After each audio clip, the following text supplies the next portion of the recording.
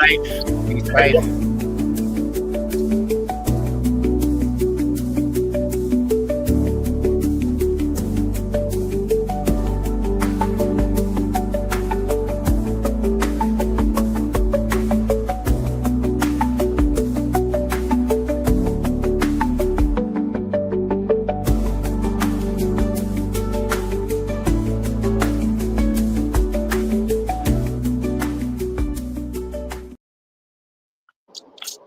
Good morning, Kripple Krew. Shout out to Mick Ranger, remember Kripple Krew Inc. We got William Hornbostel. Good morning. Marco, what's up, homie? Ron Crow, good morning. Jason Beecher, what's up? Joe Kasparek. Kill all llamas, member Kripple Krew Inc. What it do, what it do. To everybody, say good morning. Y'all know our brother from South African Mother Gareth. But we are also joined today by South African custom knife maker Mervin Thomson. Good morning, Mervin, or good evening for you. Good morning, good evening, good afternoon, Sobona. Great to be here. How are you today? Turn that off. Get my logo off your face. There we go. Kelly, good morning, sis. Member Kripple Krew. How are you? Gareth's mom in the chat. Sergio Lucio, El Cap Addict. What is going on, everybody? Mervin, thank you so much for joining us today. Happy to have you here. Thanks. It's really a privilege, and I'm looking forward to chatting with you guys. Really appreciate that. People who love knives like we do, we're brothers, man. Absolutely. This definitely a knife convention. I call this my EDC familia because everybody all around the world, we all share the same love and community. Aries EDC, what's going on? So I know Gareth met you at the Easter Durban Custom Knife Show. Are you in the Durban area, or what part of South Africa are you from? Yeah, so currently I'm about 400 miles from Gareth. I'm in the capital city, Pretoria. Okay. But Gareth is from the area where I grew up in and went to school. So going down to Durban for the Easter Knife Show is like a little pilgrimage for me. On an annual basis, I go there. So I grew up and went to school in what was then called Zululand, which is part of the east coast of South Africa. So yeah, I'm very familiar with that area. I feel very comfortable there, and I was privileged to meet Gareth there, man. That's awesome. Status Outlaw, good morning. I must just apologize. I'm still in my van. I'm just driving back 2 hours from meeting another knife maker. And then I hit typical South African mentality. Let's protest and start burning tires on the freeway and block up the road so nobody can go anywhere. Let's punish the people that agree with you rather than the people that should be punished. There you go. That's typical. Like you said, that's that typical protest mentality. War Room EDC, original member, Kripple Krew Inc. We got Ron Dobbins and Caleb 1776, both members of Kripple Krew Inc. Neil Mudd, my brother, member of Kripple Krew Inc. What's going on? We have Michael Upchurch, Random Jim. Good morning, everybody. It's good to see everybody popping in today. Now, you told me that you are a part-time knife maker. Before I ask you about knife making, what else do you do? Yeah, so I do whatever my hands find to do. By trade, I'm a qualified teacher, and I spent 21 years in teaching. teaching history, South African history, world history. So I'm really a teacher by trade. And from there, sort of naturally progressed into corporate training.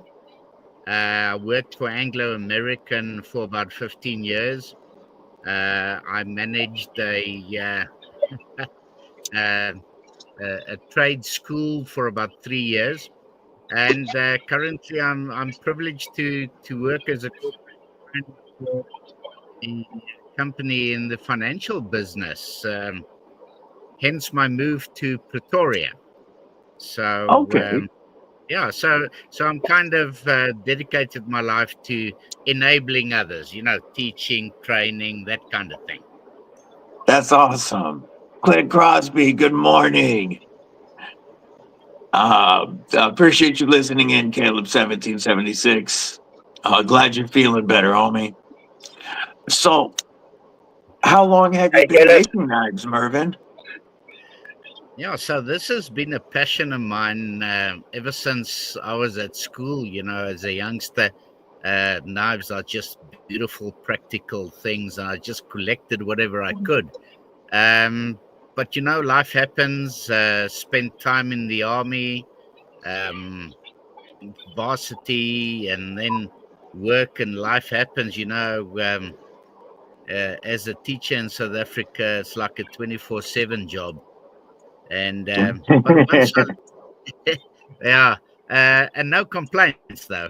But when I started making knives about 18 years ago, eventually, so it's always been in the back of my mind. But I've been going at it for about 18 years up to this point. Gotcha. Titanium Justin, good morning. So, when you made your first knife, I mean, like you said, a love of knives. It's pretty much our earliest tool, and we're all still cavemen at heart. I think, which is why, I mean, from putting sharp things on something we could hold on to all the way up till today, we still love knives. But the first knife that you made, good morning, Titanium Justin. At Durban, member Kripple Krew, Hey, what's going Justin. on? Hey, The first knife that you made, was it because you just felt like making a knife, or was it you needed a knife for a task and decided to make it for yourself? Well, at that stage, it was in the late 70s, early 80s, and I managed to get my hands on some books by by Bob Loveless, and so I just had this need to make my own knives. But I in my spare time and holidays, I used to manage the sugarcane farms for the farmers while they went on Christmas holiday. So I would take some old saw blades and design some, well, not really design, but rather try and copy knives uh, of like Loveless and what's his name? Can't remember all the names now.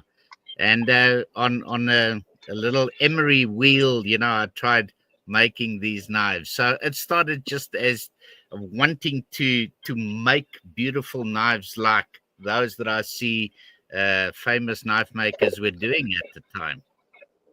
Okay, I got you. That makes sense. TKE, what's up? Mimo, William, Wild Card. Good morning, everybody. Yes, that's when the names pop away. That's Gareth on the bottom. Thank you, LCAP, for answering that. Gareth is currently almost home after navigating typical South African roads. At least they were burning stuff today instead of shooting and blowing stuff up. Like yeah, I true. have received those videos from Gareth as well. That was, Gareth sent me a video of a armored car or a money truck that was being knocked over on the highway at the moment. Guy just walking down the road with an AK. Actually, there was the freeway now that I was just going along. I've come off that freeway now. I think we broke the record for the top speed of a live chat. I'm not saying what the speed was, but Yes, TKE. There. Oh, I was answering TKE about he's got a box of South African knives to open up right now. Yes, Gareth sent over quite a few prototypes and customs, and that's the boxes that are going around. TKE. France France said he was going to come on the live to watch as well. So he's also probably on here watching. Francois, hello. Francois, awesome. Good evening. That's the other South African knife maker that Gareth was visiting with today. And I'm not. They said his last name. I'm not going to try because I only heard it for a moment. But it's Francois and the Englishman. The Englishman. Englishman. There we go. We taught you another South African word. Englishman. Englishman. So, what I saw in Gareth's when Gareth recorded his chat with you at the Easter Durban Blade Show, knives of all different sizes. What is your favorite style of knife to make? Can we see what is your favorite style? Yeah, I'm sort of a nature person. I love fishing, hunting, so most of my knives that I make are probably hunting related knives, and yeah. So I don't have much. Yeah, at this point. Let me see what I have. Yeah, here's probably one of the most typical knives that I make. Just a nice hunter with about a 4-inch blade. We're privileged in South Africa to have some wonderful natural materials, and so this is one of our hardest woods here. It's called a red bush willow.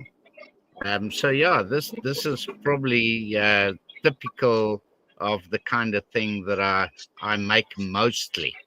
Although I do branch out. Here's another one.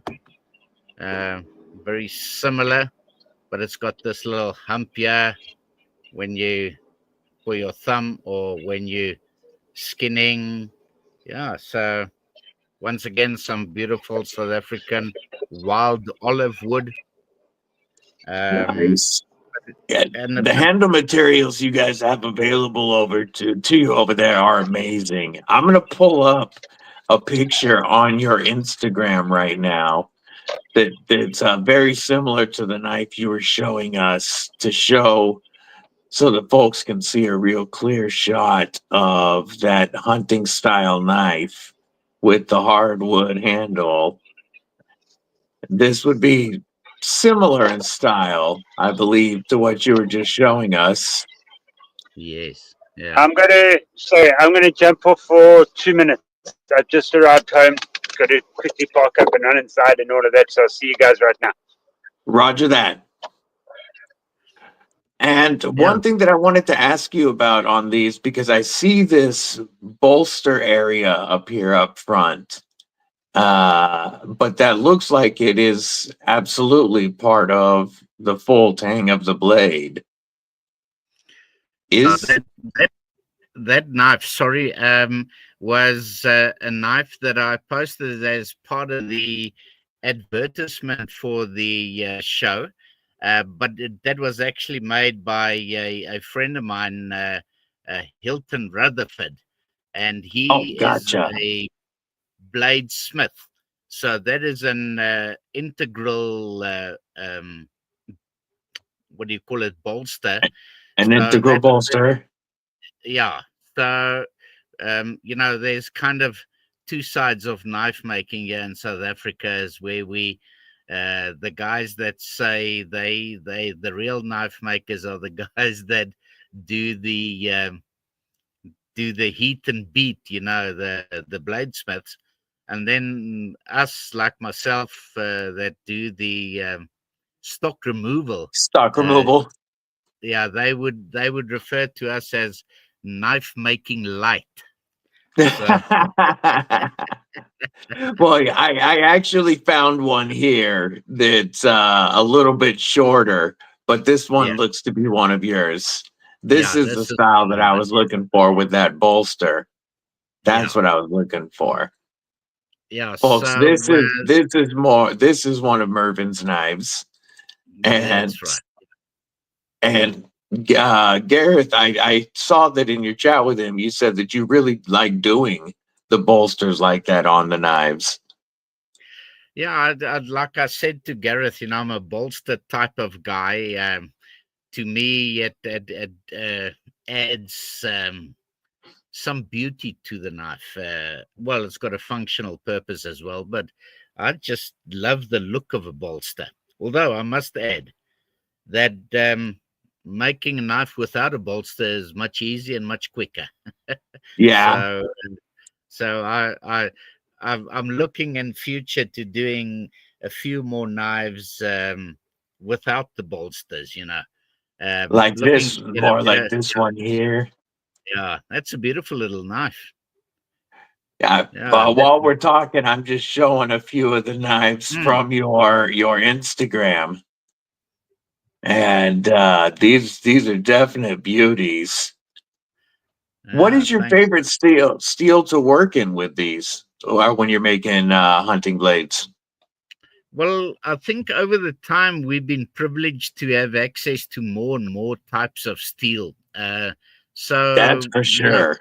yeah, the world's gotten smaller, and we're privileged to get our hands on more of these newer steels. Um, but in the past, we were basically all limited to steel. Like Bola, the manufacturer is N690, November 690, which is a pretty good steel, but that's kind of all we had. And then we got access to some of the Swedish steels. What's the maker there? Slipped my mind for a minute. Uh, Sandvik. Sorry. Oh yeah, Sandvik steels like Yeah, 14C and that's it. So I'm pretty partial to 14C28N. A very good steel, especially when you start doing things like the chef's knives and something with a bit of a longer blade. So I like the 14C. It doesn't show any grain like the N690 does, so it polishes up beautifully. But yeah, then some of the newer steels, I can't think of the name now, recently introduced by Laren Thomas. What's it Magna called? cut. Magna Cut. That's the one. Yeah. So, and then I ventured some, especially looking at the EDC market, looking for some of the carbon steels. Sure. Yeah. So, here's one which one of my newer designs. The whole idea is to have interchangeable handles. I like But that. this, yeah, so this is going to be made in a stainless version, and I'm having some 80 CRV blades cut at this point. So we can have some interchangeable handles. Whatever you feel like, you just undo the screws. Here's another one which is a little bit further along the line. Also one of my new designs. This is the prototype. You'll see the screws are still missing. That is So really cool. Yeah, so the whole idea here is to, let me see if I can pop I like this. the interchangeable handle idea. Jim Yeah, Cox, good morning. Mimo, Todd Carr, Rolf Robertson, member Kripple Krew Inc., good morning. That is, yeah, the interchangeable scales is a great idea. yeah, And the EDC, oh, that's cool. The yeah. So, EDC fixed blade mm, market has really blown up. What were you saying? Go ahead. yeah. Hello. Hi, Tal. How Hey, are you, sweetheart? how's it, Gareth? I'm good. It's good to see you, Tal. Hello. Hello.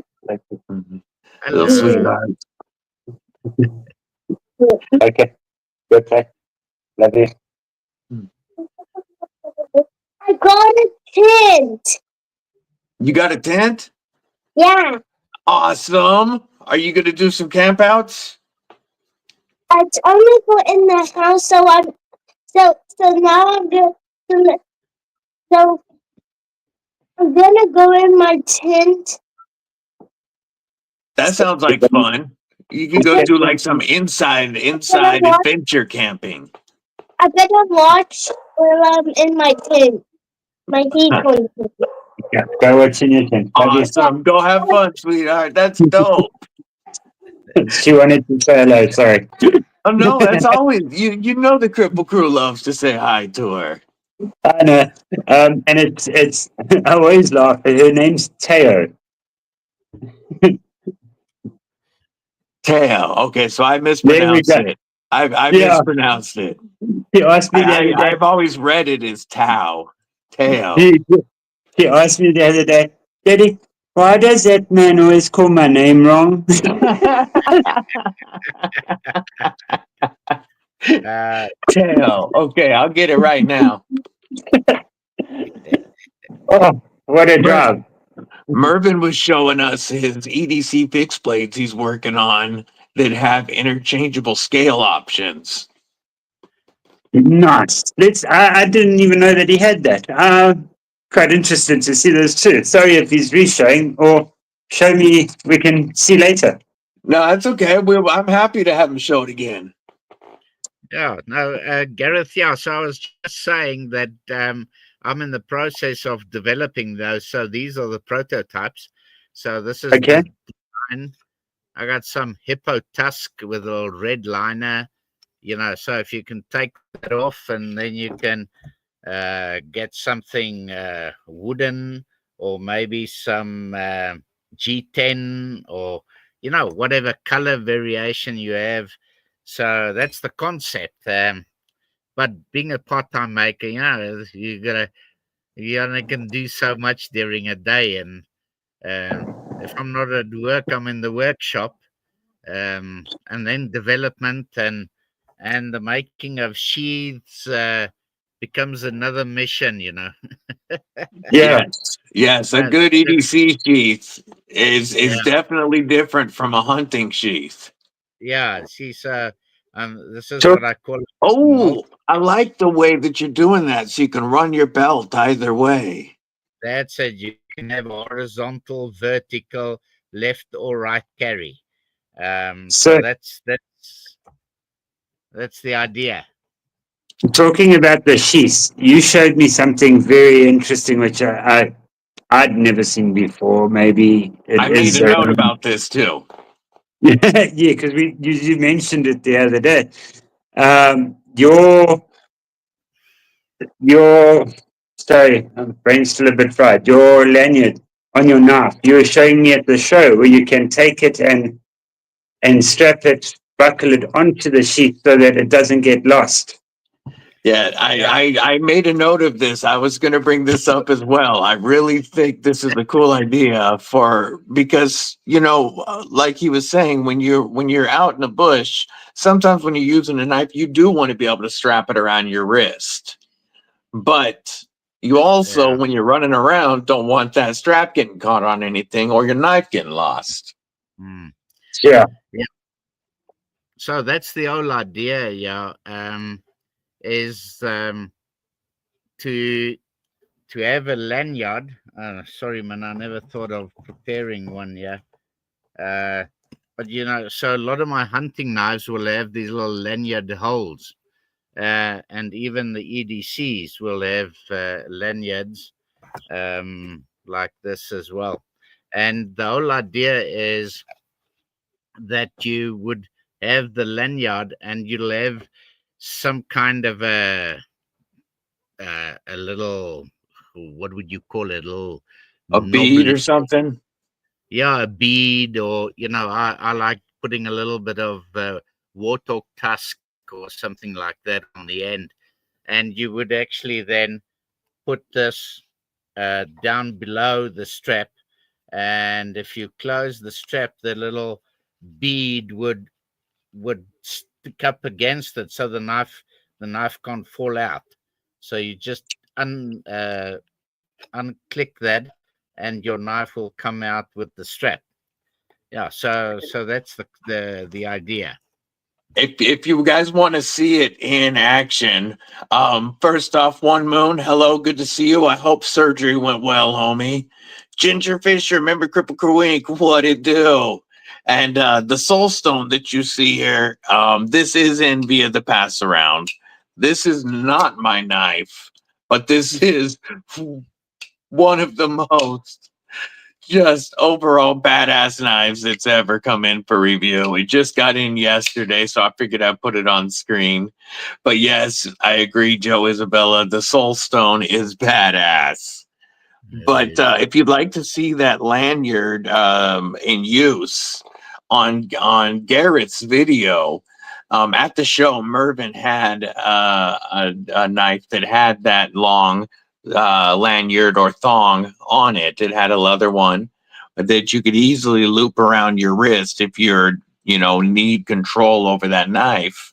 But in the sheath, you just put that little leather tab over the lanyard, and then it locks the knife in the sheath and keeps it from getting hooked on anything. It was such a cool idea that, like Gareth, I took note of it. I wrote it down in my little notebook here of different stuff that I was going to talk about. The first thing that I wrote on top was the leather thong locked down by sheath. I've never seen that before. And that was definitely such a simple addition, but something that is so useful. You like wonder why didn't it is. It's so simple, but it's so cool, that idea. Yeah, you'd think we'd have thought of it a long time ago and been doing it on all of them. I did just drop the link to that video at the same time. Yeah, that shows it really well, and it's such a great idea because it does give you the extra use of the lanyard without worrying about it getting caught when you're running around. Plus, your one worry about an open vertical sheath is somehow the knife coming out when you're moving around doing stuff. And that just locks it in, just like having a strap over it. Yeah. All I can think of about that is getting chased by a damn warthog, and that would have been so nice to keep the knife where I knew where it was.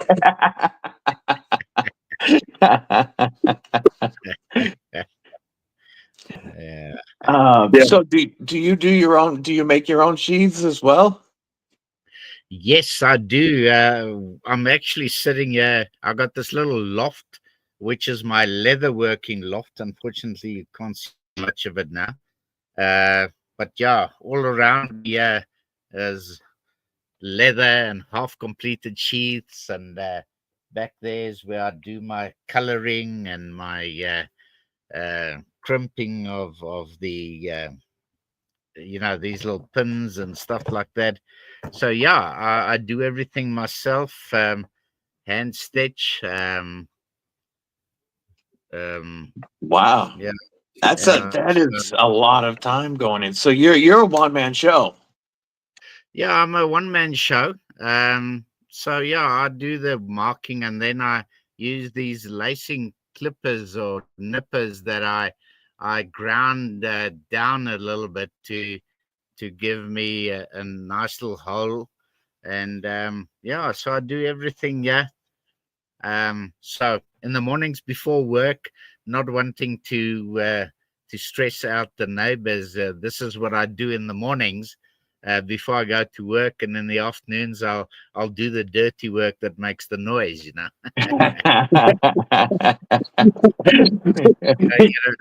You want to keep on a good foot with the neighbors, eh?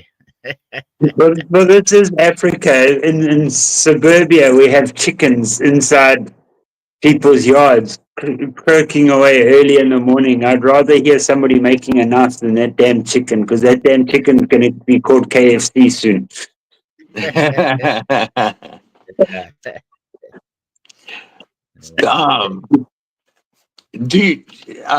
One thing that I was going to ask about, so your shop is at home as well? Yes. That's awesome. Yeah, it is. Like I said, I recently moved from a more rural setting, which was a small town, which is a farming town, which has turned into a mining town. Hence me having worked for Anglo American for a couple of years. And I had the privilege there of having a big yard, and my workshop grew from a 3-meter square little room and into about a 50 square meter area. And but then having to move to the city, you don't have the privilege of having that kind of space. So I'm now back to a 6x3 area, but I've converted the little shed for the lawnmower and stuff into a grinding room. So I've got 3 grinders in the grinding room, lawnmower standing outside. The knife making more important anyway. Yeah, you got it, eh? So yeah, I just step out of my kitchen into my garage, and I can work there or out into the shed, and that's where I spend basically all my free time. My son is always on my case. In our language, he always said, "All you do is make knives. We never fish anymore." So that's kind of the downside of having a passion for a hobby like this. But yeah, so I'm privileged to have my workshop right outside and my grinding room on the other side. And I'm back to, I was kind of out of it for about 3 months, with the move and everything. But I'm back in it now. And so the show with where Gareth met me in Durban was my first show back at it again, and hence my mixed bag that I had there, a little bit of everything. Yeah. But this past weekend we had one of our most important shows, which was the hunting show known as Huntex. Yeah, Huntex. That's it. So I exhibited there, and so now I got a couple of orders to fill, and obviously mostly hunting knives. But it was great. It was great there out there. I love the shows. I always say there are 4 main reasons that I go to shows, and one of them is to sell knives. But the others are to gauge where I'm at in respect to other makers, and to learn. The third thing is to learn. I'm always learning. There's always somebody coming up with something new. Always learning how to improve, make things better, new steels, new methods. And then the fourth one, which is probably what we're at now, is just chatting to other knife makers, fellow knife makers or enthusiasts, and it's just great. I just enjoy the shows, chatting away. But that's just nice. That's awesome. Yeah, I know Aldo was at Huntex, And he was saying that they were expecting over 60,000 people over the 4 days. Yep, and I think they probably met that figure because there just wasn't any parking, you know. But being an exhibitor, we had the privilege of parking inside. That's good. Which I was glad we had. But yeah, it was just a mass of people streaming past. Tire kickers as well as serious buyers. But it's nice, you know, chat with people. You never know. I actually had a guy call me up a little while ago. He took a card of mine 3 years prior to that. 3 years prior, and he called me up, had me make him a knife. So you never know. That's awesome. Yeah, it's always worthwhile. You know, just chatting to the guys. It's nice, and the ladies. Sure. Mad Yago, member Kripple Krew Inc. What it do, brethren? Good to see you. Can I bring up something which Ralph said there about knife makers being able to make their own tools? On my video of Francis, man's, you know, my brain's still fried from this drive. Masyn. Masyn. Masyn? Yeah, that's it. With him today, I actually filmed something which so that he could get the angles right with the locks. His little tool that he made for that, where it's a drill press vise. It's got a pair of welding earth clamps and a few other bits and bobs all on this thing, and then it runs on a belt sander. Like Ralph was saying, a knife maker will always make his tools, and I found this thing so fascinating, and we were joking around. In South Africa, the Afrikaans people, we call boers. And I said, yeah, you see, a boer makes a plan. A boer makes a plan. And then he's like, yes. And I said, but don't worry, an Englishman makes two. So an Englishman makes two. Gons, what's going up, brethren? And congrats, Gons is just about to break a new milestone. At least when I saw earlier, he was only a couple away. We can definitely share Gons's link if you want mods. And then another thing, because I'm playing with my little one. Yeah, the stub 2.0. Mervin's got a little one that you were asking about. I don't know if he showed it while I wasn't. Yeah, I was just gonna get to that one. Actually, that was the next thing I was gonna ask. Sorry, it's just I'm playing with the little stub. So just thinking of that little knife, and then Mervin can explain it to you. Yes, I saw these on the table, and I really wanted to know more about these. Yeah, so thanks, gents. Unfortunately, I haven't got I sold all of them. Oh, that's awesome. Yeah. That's fantastic. So this is like a little, I don't know, a miniature... like pocket cleaver. Yeah, a little cleaver-like thing. And now on the back end, it's got a bottle opener. So I have it in... I'm just going to pretend, yeah. So it's in a leather sheath. And I called it my keychain knife. So you'll always have your keys with you. So it came to me, you know, but you always need something sharp. So this is a lightweight on your keys. You open it up and you can have the knife out. The leather becomes your handle, and you, whatever, like a little box cutter or whatever you need to do, hosing you need to cut. Yeah, any blade you need to split. I mean, that's a perfect blade for it. Yeah, so, and it's a legit knife, you know. it started off as utilizing offcuts of steel. So these are made from 440C, and I mean they go through the same heat treatment process. I grind them to a very thin edge, all the same processes. I think these are finished up to about 600 grit. So a lot of effort goes into them, but it's just a nice, handy little thing to have on your keys, because you always got your keys with you. Absolutely. I saw those on the table and I wanted one. Gabe Harlan, what's going on? Josh 304, what it do, brethren? And War Room, make sure you tell Sammy we all say good luck.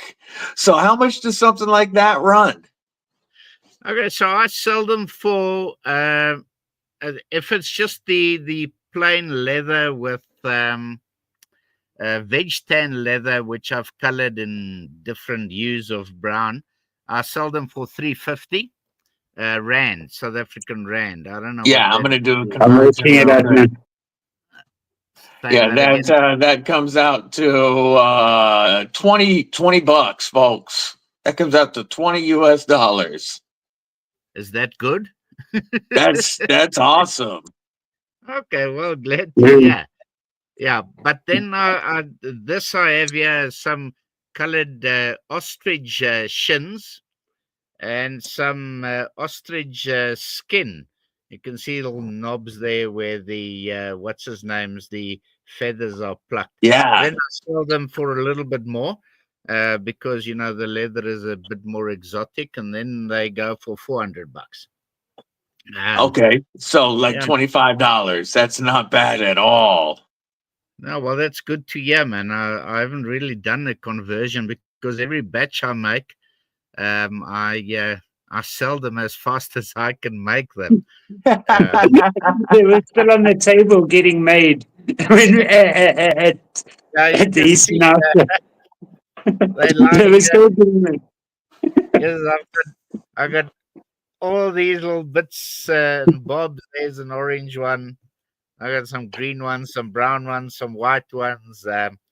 So I'm actually waiting for the leather. I had a friend of mine cut some veg tan leather for me, just for sort of making the run of the mill ones. But what I'm also doing, these are, like I said, these are 440 stainless, and but I'm now also to more the guys wanting the more blackened ones, the darker ones. So I'm also going into 1070 carbon steel and 80 CRV. Those would look really cool. Yeah. So that's the whole idea. You can just imagine that little blackened blade with a nice red sheath. I think that'll be great. But so, It would a be. lot of plans. I got a lot of plans. The nice thing, if you do it all black as well, is it will be quite inconspicuous on your keys. Like, Yeah, it won't be all shiny. so something black on there with leather or something. Yeah. It will come in. I want a blackened blade with an ostrich sheath. That's what I want. Cool. I want the ostrich egg to make pancakes. Mrs. Deadly was going to say good morning to everybody, but she didn't want to interrupt a moment ago. But Mrs. Deadly says hello and good morning. Hi, Mrs. Deadly. So now I want to get back for a moment to those EDC fixies, because I definitely in the last year have gotten to where I have an EDC fixed blade on me every day. Sometimes, it's a, smaller one like the Aries EDC Bloom that I'm rocking today. Sometimes a little bit bigger like my Aries EDC Spike. But, this one was made by Aries, who is in our chat right now. But This is about, in that size variation that I carry daily. But there is always a fixed blade on me, and the interchangeable scale option is really cool. How far along are you as far as when it comes to actually offering those for sale? Very close, very close. So this is the first prototype. A little bit of a Buckeye Bill from your part of the world, which I've got on here, but I'll have Mad them. Yako would like that. Yeah. So this is I've had 20 cut for me. I'm in the process of grinding them. So yeah, probably about 6 weeks, 6 to 8 weeks. I should be ready to make a drop. Ooh, But how much do you think it's going to cost to get a hold of one of those first ones? Because I need one of those. well, you're on the list, man. You're on the list. So this is part of the reasoning is to get a lower price point, to make it more affordable for everybody to have a knife. So this I'm probably be looking to sell for about 1,500 rand. I don't know what that would translate to. $80. That sounds about right. What do you think about that? Do you I think that? think that is a fantastically fair price. Okay. To get a South African handmade custom EDC knife that you can swap out the scales on for less than $100 is a crazy deal. Yeah, well, I'm glad to hear that. I haven't really thought about the economics of this. More about the development and building the thing. So one of the lessons I learned at the show, because I had it at the show, was that my edges were because it's one of those shadow fits, where you have the blade protruding, the handle protruding Sure. from beyond the scales. So I had it originally just square, but I found that to be a little bit uncomfortable in the end. So I have since rounded it off, and I must say it looks good as well. A crown spine does look good, but it always feels nice in hand. Very much so, yeah. Yeah. So, but I'm glad to get the feedback, man. So, and this will be the same, different design, same concept. And like I say, 6 to 8 weeks is probably be my first drop. Oh, so this summertime, folks, this summer you can get yourself a Mervin Thomson EDC fixie and get yourself a couple of scales to swap in and out. So, do you concept? Do you sell anything on off of a website, Mervin? I didn't see a website for you, and I would like to link that. Yeah, so I have had a website developed recently. The online shop is not active yet, Okay. but I have a website, so I just need to push that as well. It's like paying checkers when you make knives part-time. So you got this marketing thing on the website and finishing orders and developing and so new ideas and splitting time between blades and sheaths and yeah. So and you had 2 big shows on the go as well. Yeah, just had Easter Durban and Huntex. Yeah, and Huntex is the crazy one. Yeah, that's for folks that aren't familiar. Huntex in South Africa is kind of like our SHOT Show, Blade Show, everything rolled into one. That's correct. Yeah. So I'm pushing on all fronts, and I just love it. I'm probably a great starter, but a shit finisher. You know, I've just, you know, I got so many ideas. Sorry for the language. But Oh, yeah, no worries. yeah, but I just My mom, Kelly's going to give you a hiding. We'll send you to your room and ground you. But yeah, I'll take it.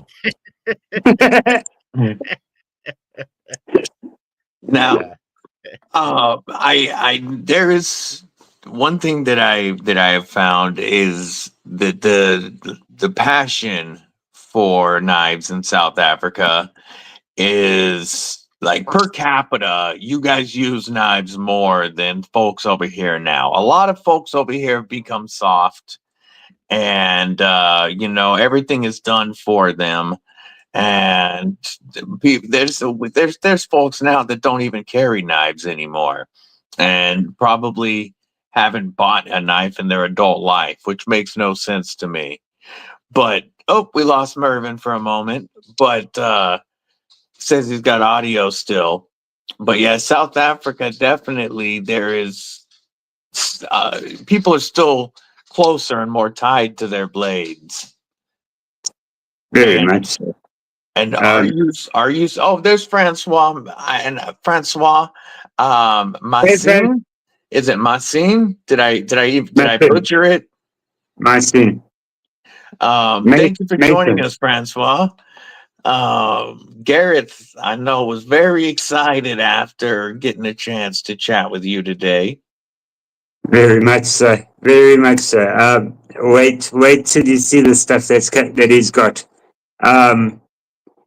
I don't have any more drool left in my mouth, and he's had to mop up his workshop floor.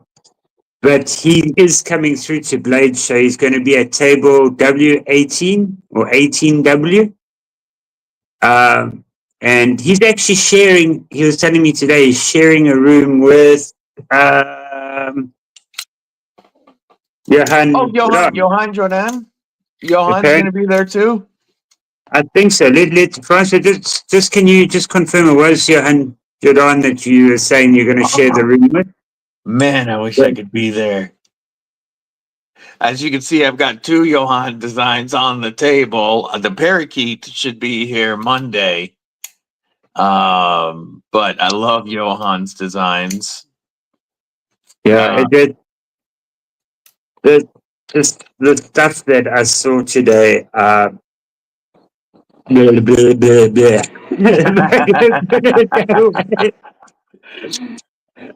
But not only that, just the conversations we had. I truly enjoyed them, and I learned a lot. So I can't wait for you guys to meet him over there at Blade Show as well. And I know you guys are going to show him the love. And when you see his stuff, I've got a video coming, and I think we're going to do a live if possible with him before Blade Show. We can definitely get him on one of the.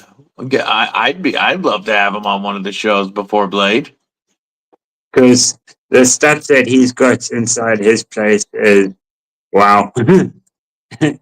I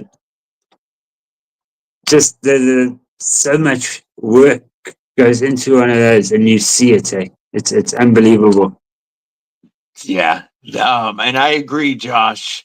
It is definitely by design that they don't want us able to protect ourselves, and they have made half of our population scared of man's oldest tool, and make people think that you're, you know, some kind of psycho if you're walking around carrying a couple of blades on you.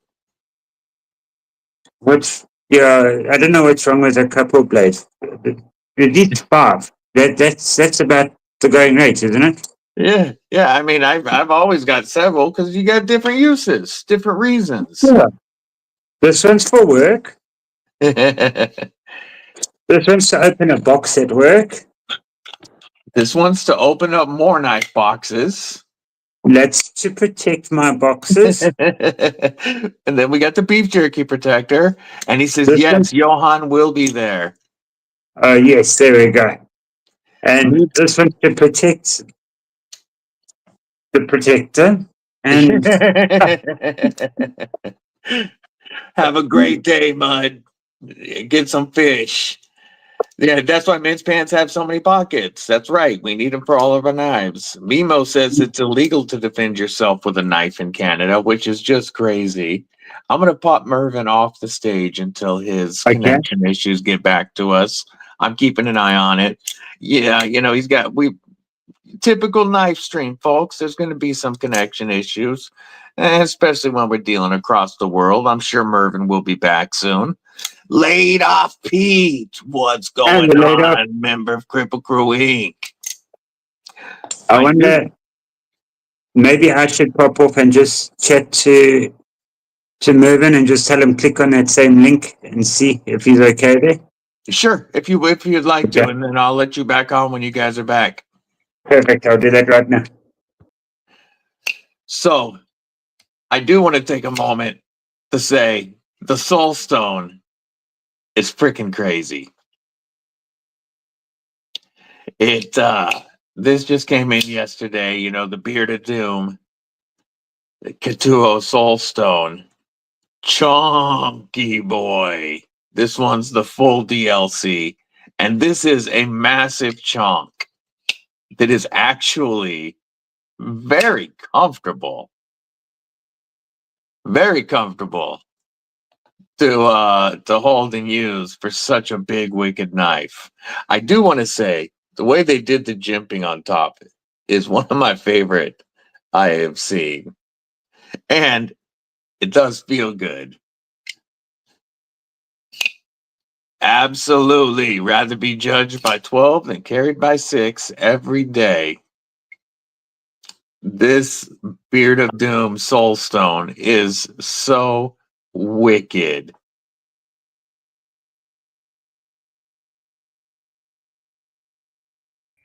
Mervin, welcome back. Great stuff, man. Apologies for that. I don't know what happened there. No worries. Connection issues happen. Yeah, no, but I appreciate being back. I could hear most of what you were saying. I don't know what happened to the camera, though. Yeah.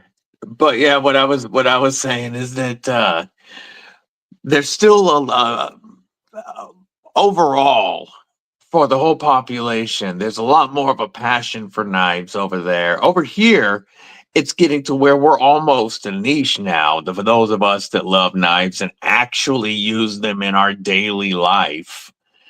But you guys are much more of a knife culture. And it's always interesting to me. I know you got into knives. We talked about your start making, trying to copy knives that you'd seen made. But I'm going to guess that you also grew up hunting and all of that, correct? Yeah, very much so. Fishing specifically, we What's always up, little brother? Hello. How are you today? Good. And you? What's in the pockets? What are you carrying today? What knife you got? Yeah, on the table. He packed them out for me because I was running late. I know most of my dad's knife locations. He was carrying his Vosteed. Rocking that parallel? Yep. Yeah. Good carry. Getting raided by kids here now. And Teo, I apologize for saying your name wrong. Previously, I had read it incorrectly. Now I know it's Teo, and I will say it correctly going forward. Yeah. Okay. Let me. Yeah. So, watching the phone, and off you go. Watch where you're walking. what is your favorite hunting to do, Mervin? Yeah, so we do a lot of fishing as well, and but hunting. Yes, once again, we're privileged to have so many different kinds of animals to hunt, and hunting is very much an accepted part of what we do. So our what we call a biltong buck would probably be what we call an impala, and so that's what most of us end up being our first buck to shoot. But then, like the king of all buck is what we call the great ghost, the kudu, The and kudu? yeah, the kudu. The With kudu antlers are sick. yeah, and there's some really huge ones.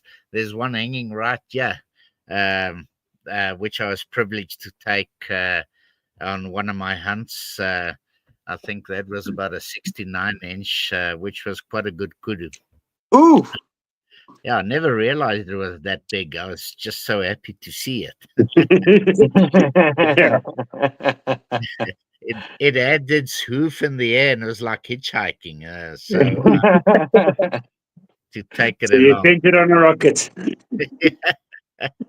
Yeah, so I've never had the privilege of doing really bigger animals because I hunt for meat.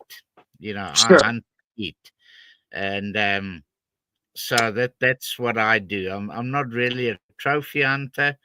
So I don't know if I have like the kudu, which was a very special animal. I got a couple of impala, bushbuck, and blessbuck. So I've got a couple of animals which I had the privilege of taking over the years.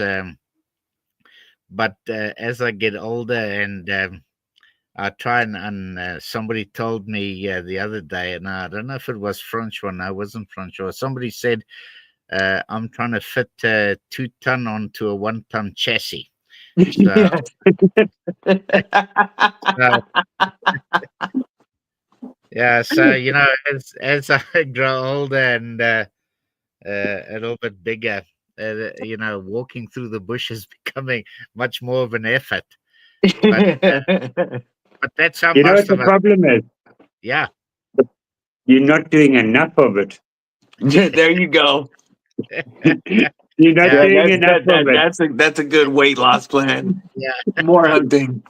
And you've got to drag it out yourself, and then you can work it off. Especially on a kudu. yeah. Can you imagine trying to haul a kudu out of the bush by yourself? Eh? Yeah, So, it would be a bit of fun. have Yeah. you used any of the critters that you have taken for antler, or I mean for scale or sheath material?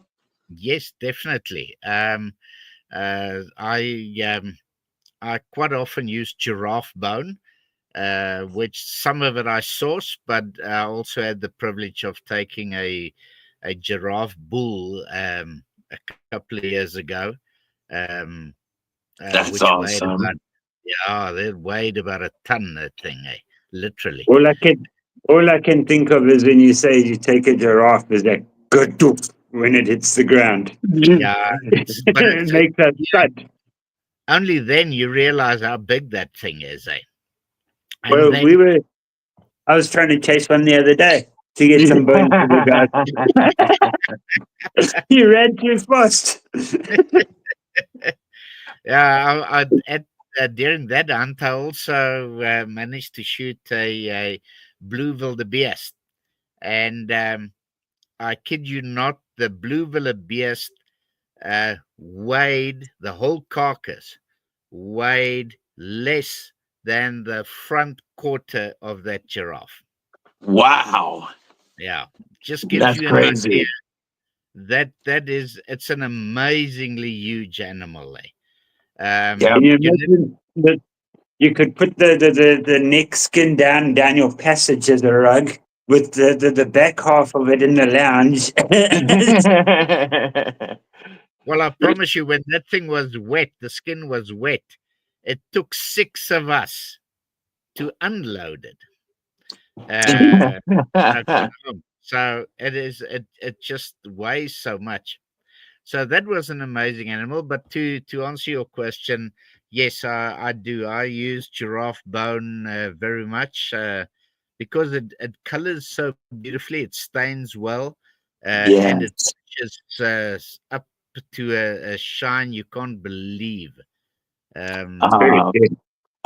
Blixum, Justin from Blixum was showing some of the giraffe bone that he's worked with and dyed, and it became like I want to get a South African custom with giraffe bone scales after seeing that. Yeah. Because the way you're right, the way it takes color is just amazing. Yeah, and you can just about give it any color. I'm just looking around. I don't have one here with me. I had to bring some stuff from the workshop because this is not normally where my knives are. Yeah, you're in the leather shop. Yeah, I'm in the leather shop. Yeah, but yeah, Gabe it's Harlan is asking if people use warthog tusk. Yes. and the answer would be yes. That's warthog right there. That's it right there. That is awesome. Yeah. I would So say Warthog Tusk is the most used of any of the game stuff. Is it quite? There's a lot of it. yeah, there's a lot of it. Here's another one because it was a bit of a smaller tusk. I ended up casting it in some black resin, and there you can actually see the outline of the tusk, which is embedded in the skull. That's really cool. Yeah, and you can do that in different colors. That's a nice little blade. Yeah, I must say this is a nice little usable around the camp and for caping and so on. Very So, nice what little knife do you carry usually? What's your daily carry? Okay, so I've got a Andre Thorburn pocket knife. Andre Thorburn is like my mentor, and I did a 2 courses with him. My very original fixed blade course, and then later on a folding knife course. And so I have an Andre Thorburn which I carry daily. Let me just shout to my wife here to bring it up. Marita, bring gou vir my daai knipmes wat in my jeans se sak is. Please Asseblief. bring me the knife that's in my jeans pocket. Yeah. Sorry, thanks for the translation.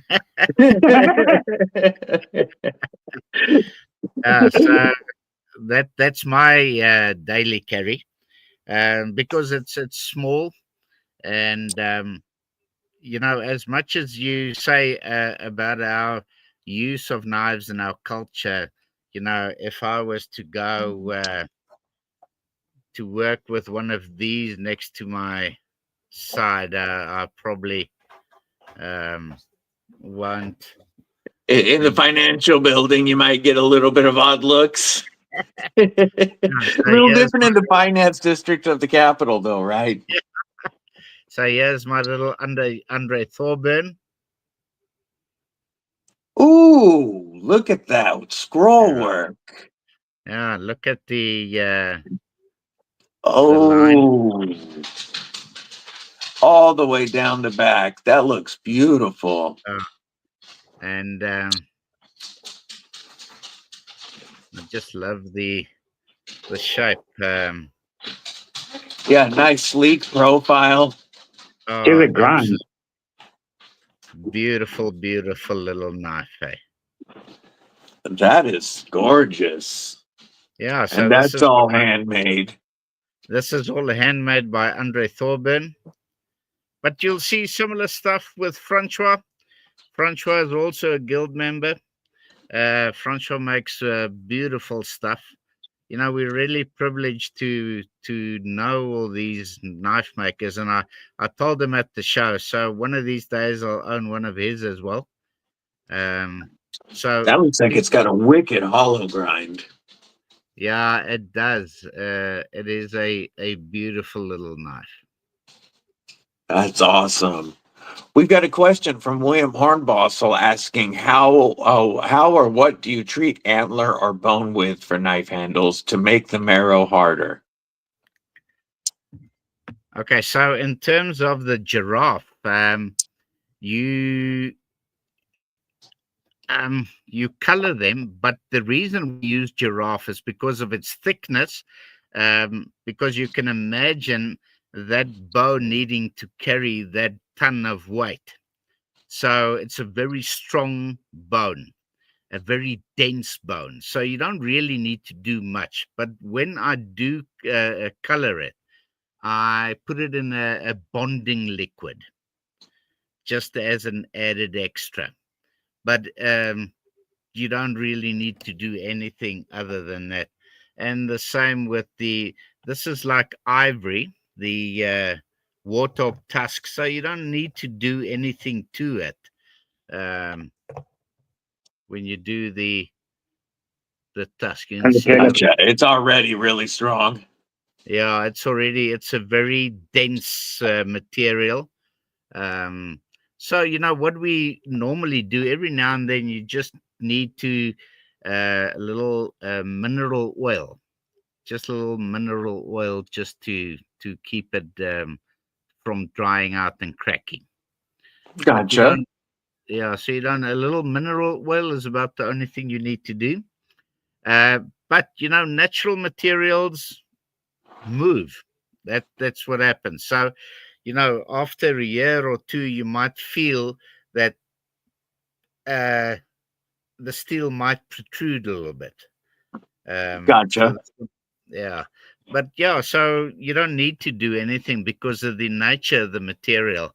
So we don't have much antler, which we use, which is natural.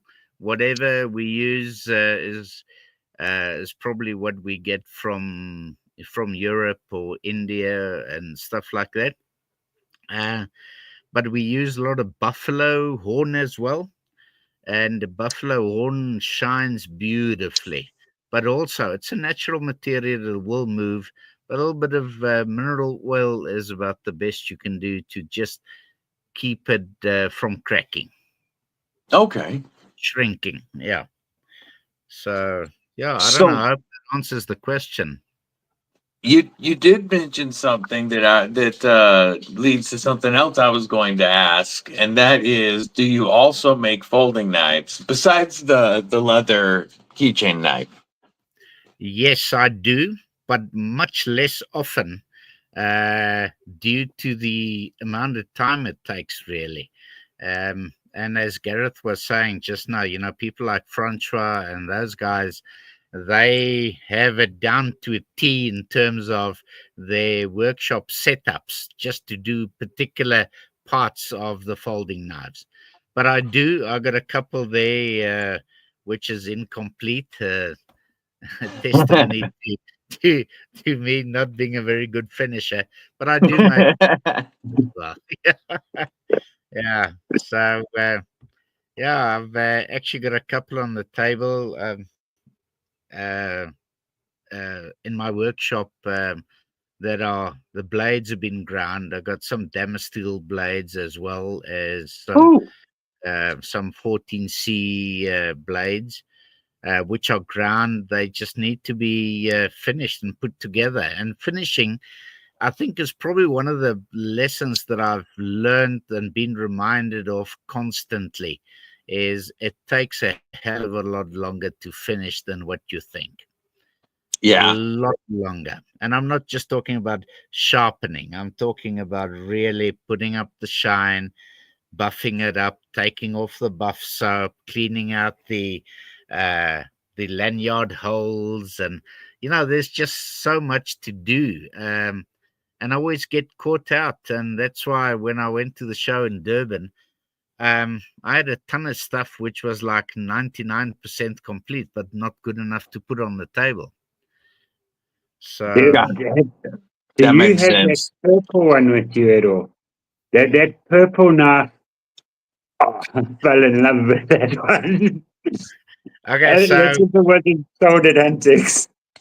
that's the first knife I sold at Antex, was the purple. Yeah. Oh, the way you did that handle and the at the back here you had the triangle, and that knife was so nice. I know Yeah, Kelly liked it as well. talking about that. Yes. Yeah. So yeah, that's one of the things I learned from Andre Thorburn is to actually do a little 45 angle and fit this in, because this is two reasons. Give a good pinch spot. Yeah, it looks beautiful to me, but it also has a mechanical fit, because whatever pins you have in here, if they don't keep it in, the locking of the two what's the two angles? I don't know how to explain that. Yeah. That handle will never come off. So That's so awesome. the bolster will never come off, because it's in there. I don't kind of below the angle of that bolster as well, apart from the pins keeping it there. I don't know if that Yeah, explains. yes, very much so. That purple one, it's in my video. I know Mom Kelly, she also really liked that one. She commented on that. That was the first night that they caught my eye when I went at your table, and it's like I kind of got distracted at looking at the other ones because I kept on going back to that one. But one day when I'm big, I'll buy one. Well, that was a beautiful net. That's another example of what you are able to do nowadays with the natural materials. Well, any material, I suppose. But the that was a maple, a curly maple piece, which had actually been dyed into that purple hue, and it was just a beautiful knife, and it had these little contour type lines in the wood, Yes. which just said to me, you got to put those little yellow liners on as well, just to complement and highlight And those they little definitely do. lines. Yeah, that was a I'm not a very like natural sort of handle material person.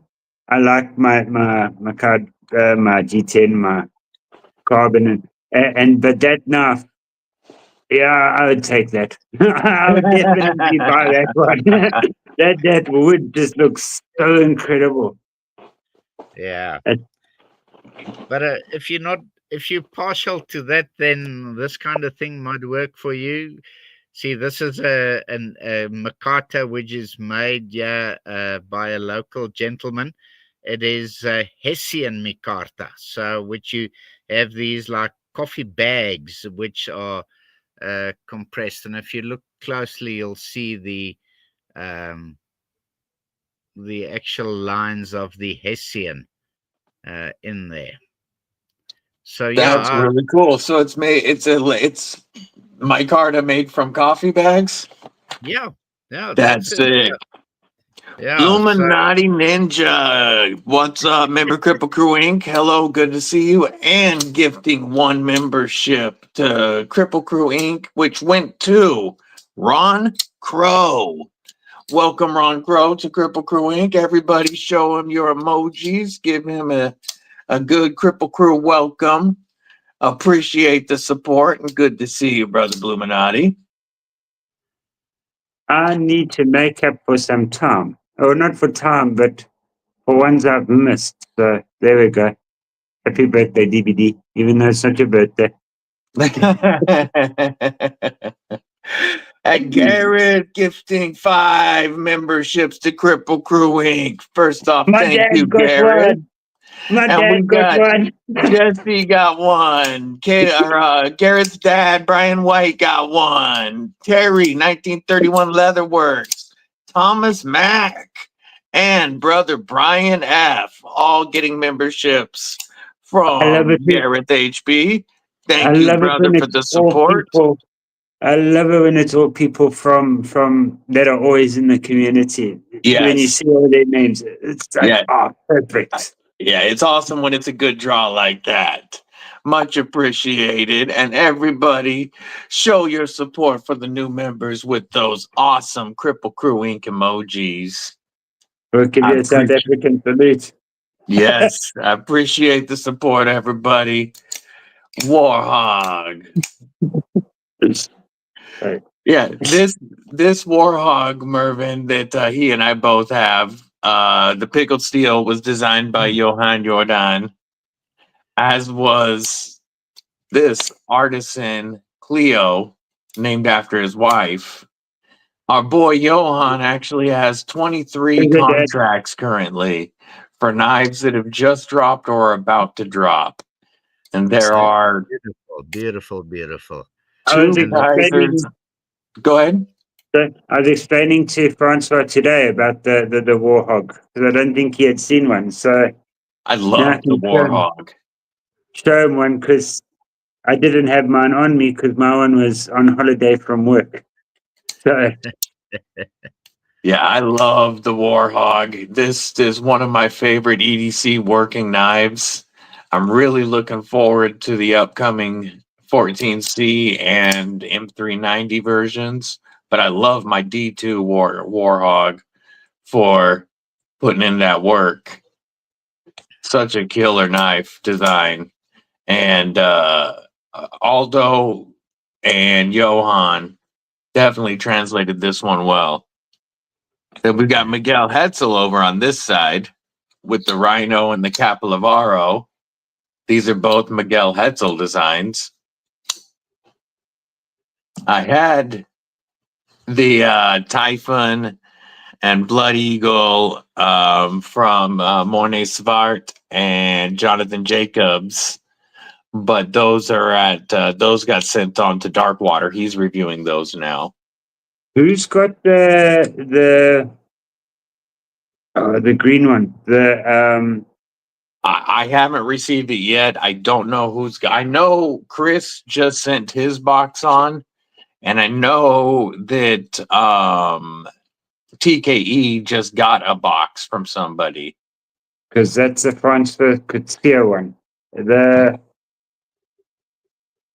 name slipped me right now. I haven't seen that one yet. So we have a knife from Francois in the box or in the pass around right now.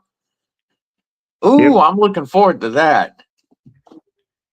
So at that show, I was upset I wasn't going to make Huntex, but the quality of people, if I can put it that way, there, I'm okay with missing Huntex. because of Easter Durban. Because of Mervin, because of both Francois,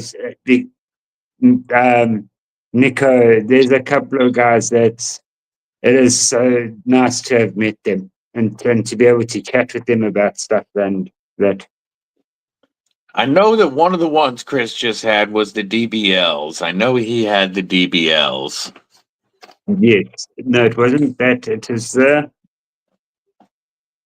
Sorry, it's lost me. Maybe Mom can help me with the name if she's still on. She said that she thinks Chris just had that one. Ooh, Ginger Fisher's waiting on a pickled seal order. Hell yeah, what'd you order, Ginger Fisher? Which pickled seals did you get? Now we're gonna have to work on a Mervin Thomson pickled steel design. I've actually been chatting with Aldo for about a year now. I got a couple little fixed blades which I'm looking to turning into a pocket knife. So it's in the works. It's one of those unfinished conversations. But I did touch with Aldo again last week. So yeah, it's in the works. It's coming. I like it. You hear it here first, folks. Okay. Yeah, that's nice to hear. Because even with Francois Couture, I knew the name, but I didn't put two and two together for that knife. That's prototype. And I knew the name, and and then when we got talking, he's like, "Oh, I've got a prototype with well, I'm busy looking at doing a knife with Aldo, and they've done a prototype. And I was like, which prototype? And to be honest, that knife, when I first looked at it, I thought, yeah, I don't really like it.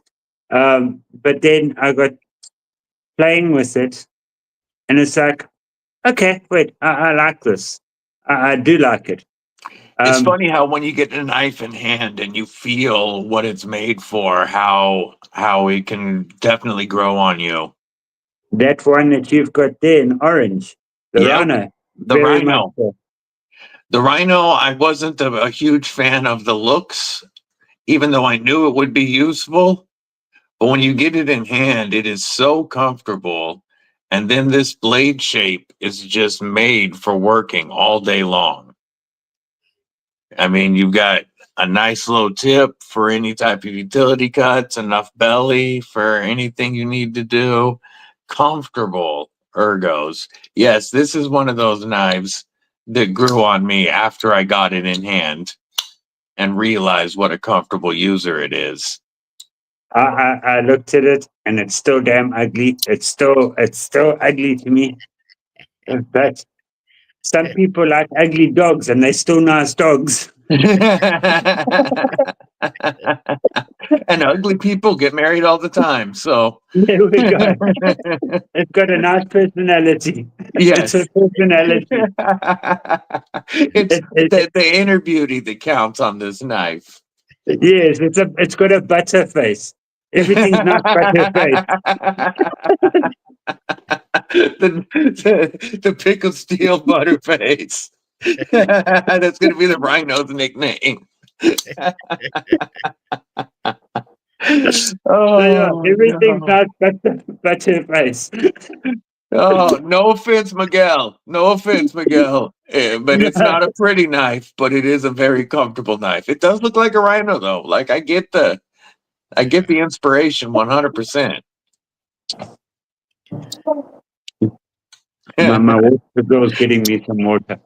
Yeah, I'm really loving though seeing all the South African designers that are working with pickled steel, because it's getting these names out that we weren't familiar with. And look at how this was Johan's first design, but now the dude has 23 contracts, 5 knives out. You've got this, the Clio, the Kaiser Parakeet, Kaiser Quaken, and the Kubi Gurkha, and 18 more on the way, with different companies, including Pickled Steel. But, it's a South African knife designer that got his name out and now is becoming famous. Everybody's going to know the name Johan Jordan by the end of this year. So that's what I like about Aldo's whole what he's got going on. Because somebody like Mervin, he can make money off of his knives. Though it's not a lot of money, it's still a little bit of money to build and to come in and allow him to still make his customs as well and help fund the customs. Yes, exactly. And True. And Aldo that's definitely one of his main goals, is helping South African knife designers get that production income coming, so that that way that you do have the ability to upgrade your custom shop and do everything that you want to do. Getting raided here. Oh, she's playing with DBD's Ultim now. Nice. Did she bring you the plastic one? Are you making fun of me, Teo?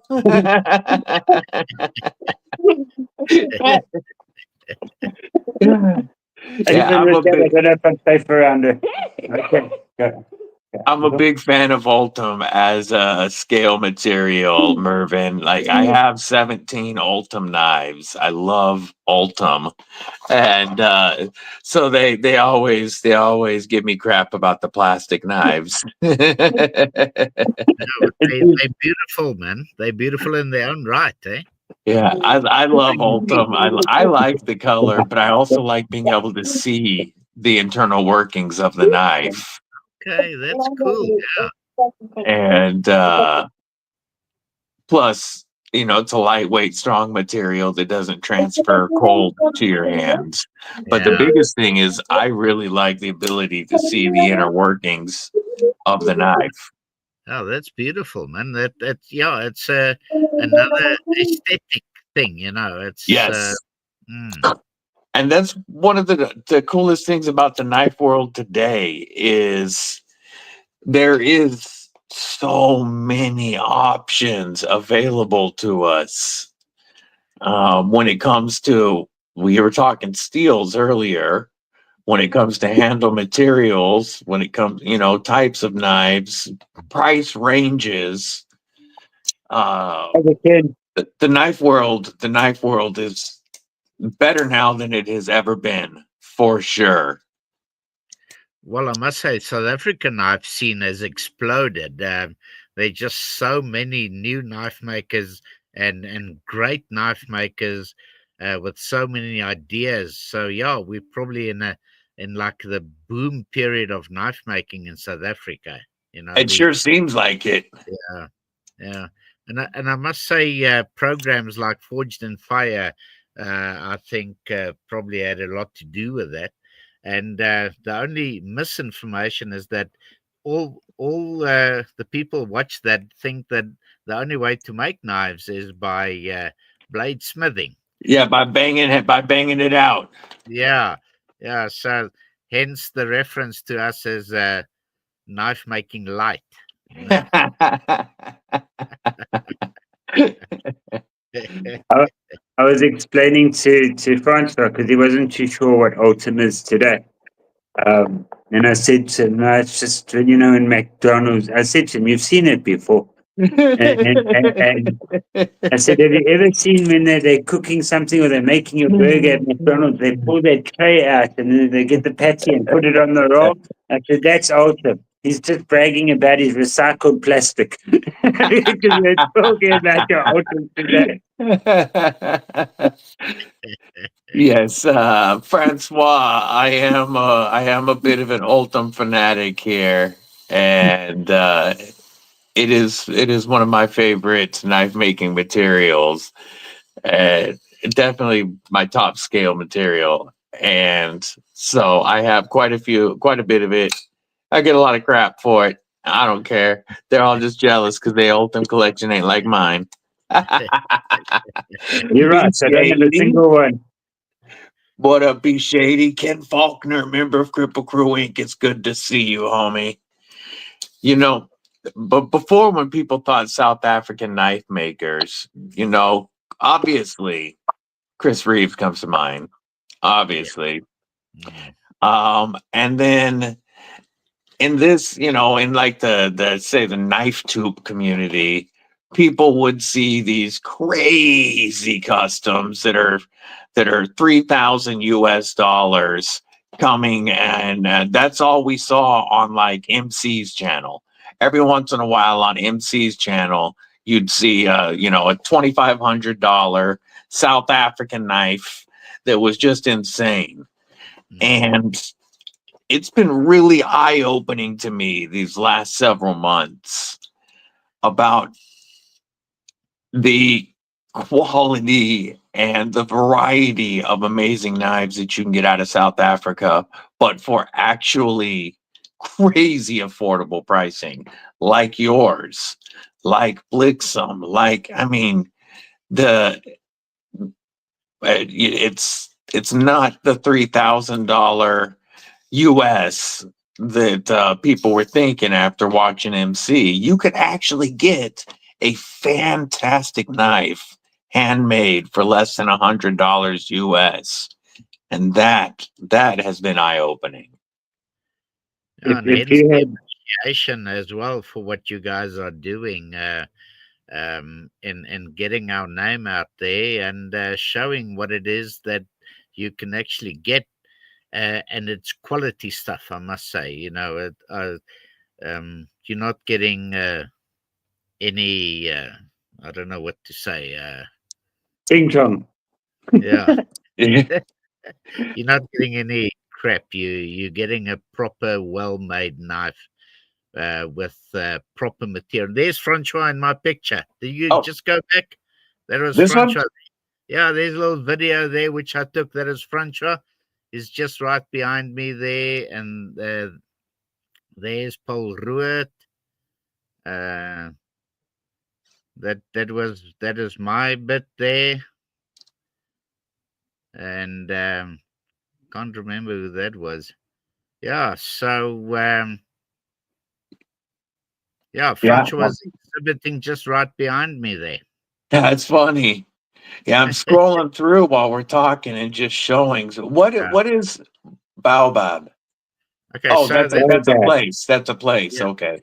Yeah, so that's one of the smaller knife shows, which takes place normally around about September.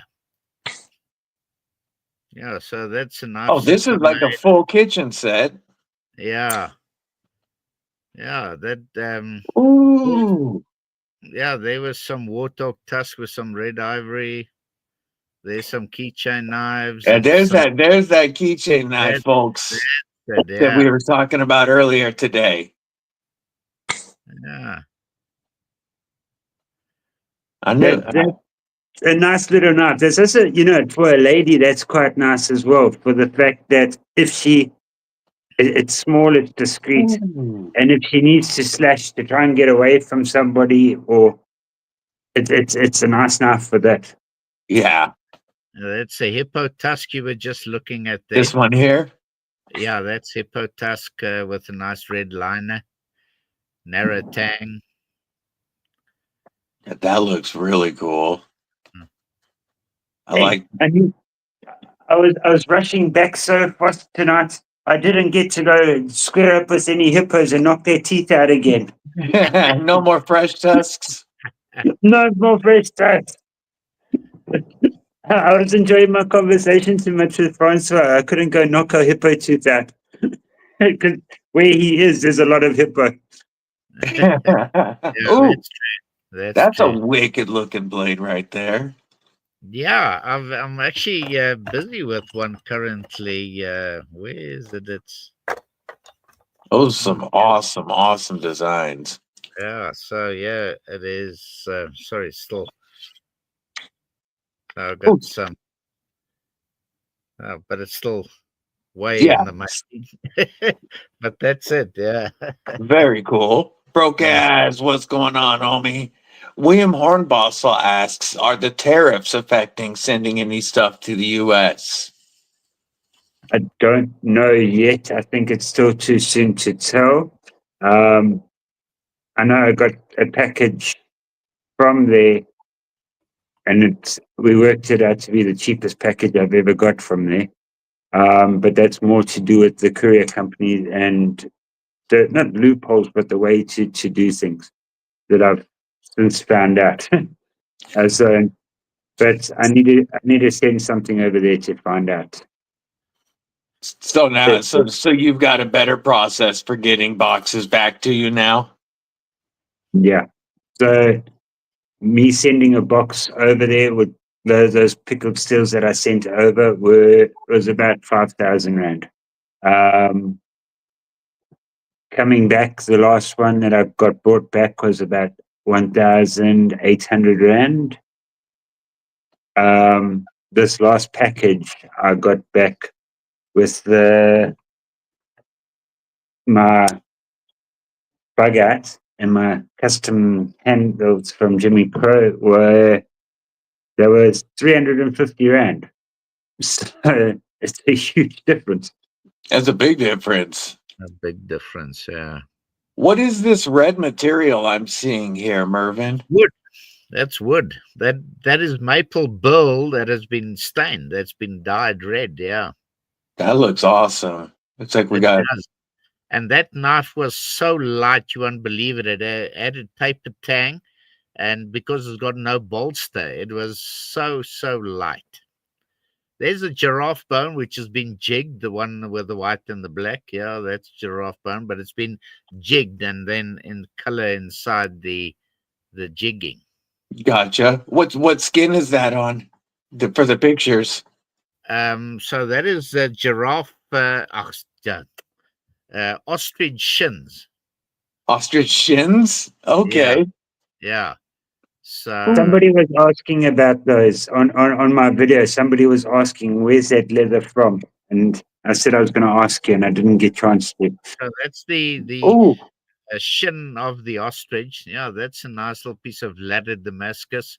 Was made the Damascus was made by Tina Steenkamp, who then started uh, making liquor instead of steel. So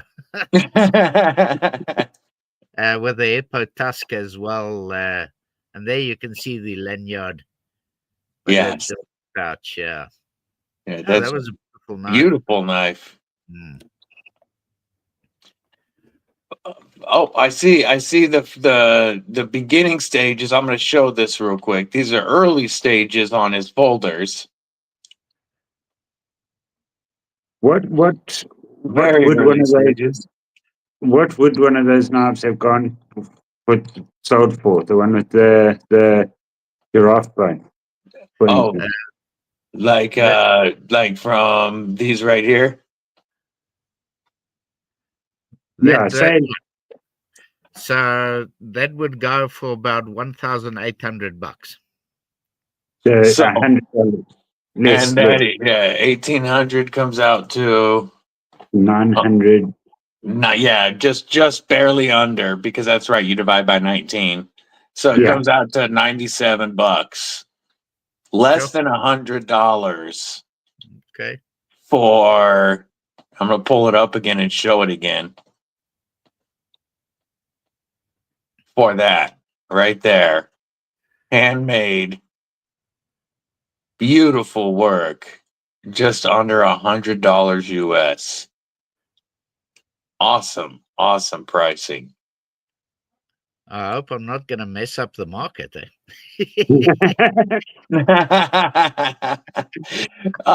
South African custom, the pricing over there is definitely better than the pricing over here. I mean, and I don't want to say better than, I want to say maybe you guys have your material cost is less expensive or something, but I would expect if those were US made, at least twice the cost.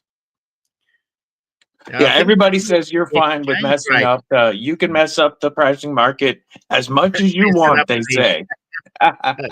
good for you, Wes. Okay. I we're having this conversation today, and it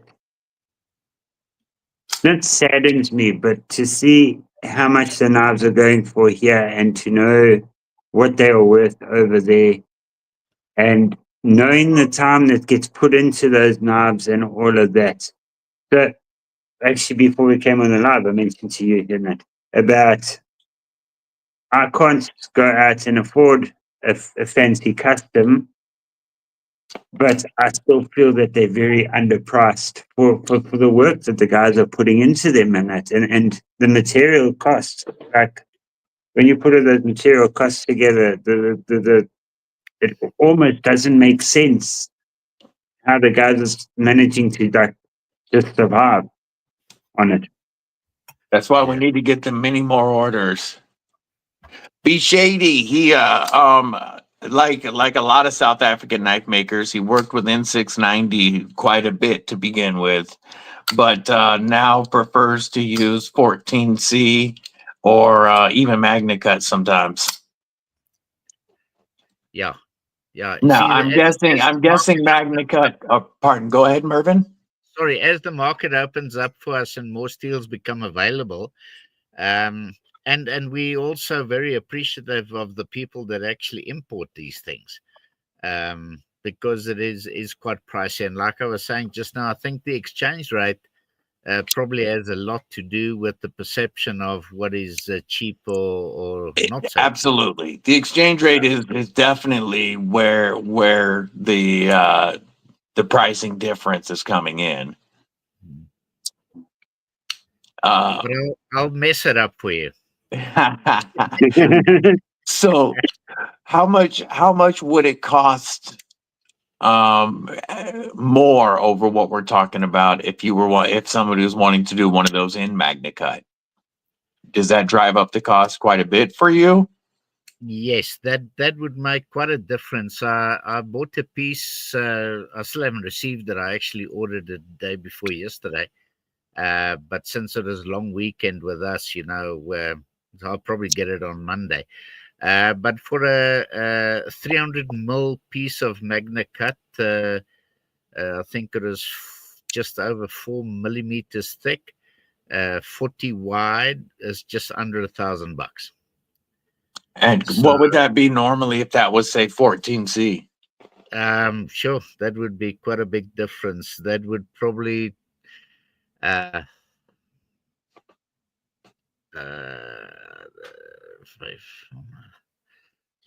would be much closer to about maybe $300. So triple the price. Yeah, still off the top of my head, because normally I buy bigger pieces because when you get an order, you can't shop around for a piece of metal. So I've always got some 14C and stuff like that lying around. But with the MagnaCut, I haven't got any lying around. So I just happen to know the price for that. Gotcha. So the EDC fixie, I'm back on that again because I want one of those. The EDC fixed blade, are those going to be 14C? So if you go for the stainless version, I will have it in 14C. I'll also have it in 440. I'll also have it in N690. But if we go, and I'll have it, but if you go for the carbon version, then I will probably have it in a couple of like 1070 or 80 CRV2. 80 CRV2, which we are able to get in a little bit thicker pieces as well. And it's interesting you mentioned D2 just now. I'm kind of partial to D2 as well. I kind of like D2 being sort of a semi-stainless type thing, but it also takes some blackening.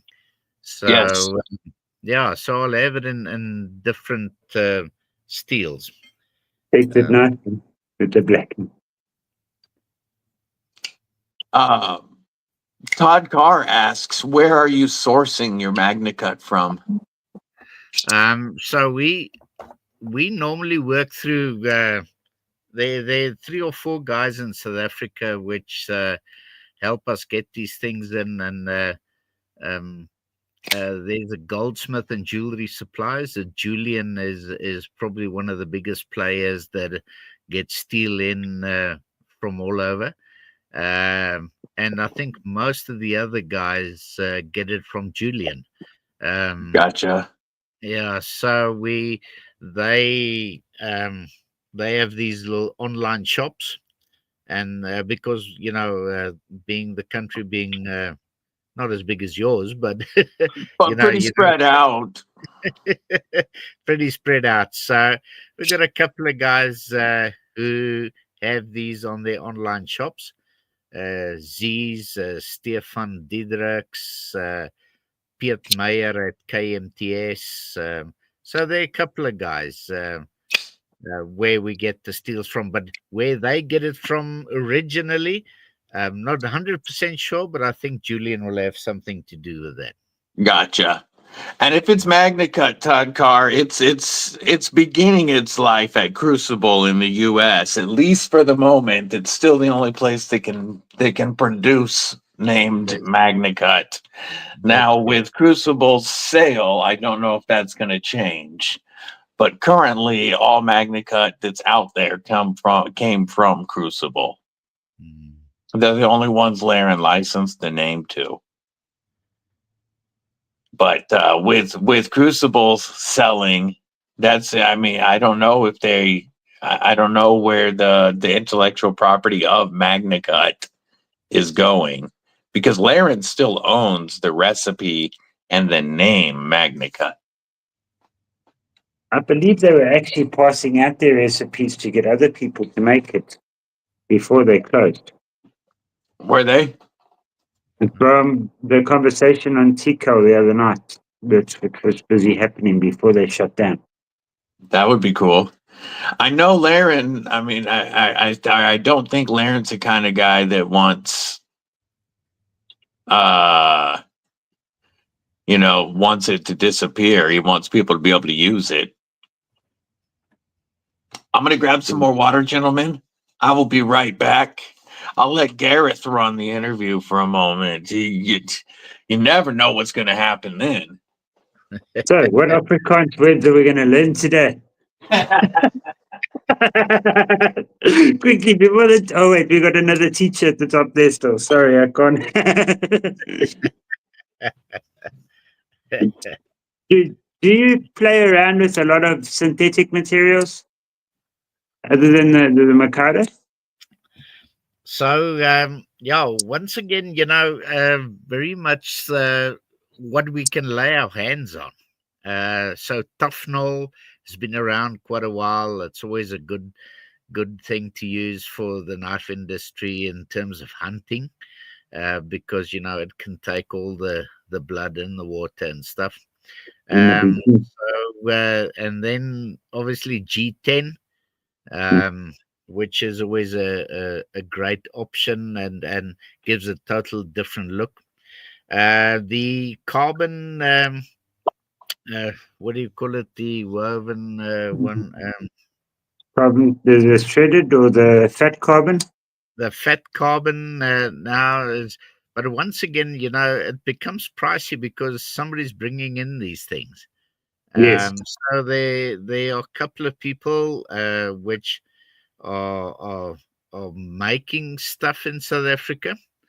And at one point it was not accessible to everybody because it was kind of being produced for somebody. But yeah, so I do play around with that. And as I said, as I'm looking at new lines and my imagination pushes me all over, then I'm starting to look at bringing in more some of those synthetic materials, because I mean a lightning strike carbon is a beautiful thing, and in combination with some of the titaniums, it's just a beautiful combination. There you go. Yeah. Your titanium bug out scales. Yeah. This is from, I can't get the right. It's got the lightning anna on it. From Jimmy Crow, Uncle Jimmy. What he sent me for my bug out. When I opened the box, I found that inside, and I'm like, what's this doing in here? And then Old War Room had it. He was like, that's from Jimmy. Yeah, I know those were coming in, or I knew that they had worked those out for you. War Room told me about them. Yeah, it's I like titanium, and I've tried my luck at trying to play electroplating and stuff like that. I haven't done well. That came out okay. That pocket clip. Yeah.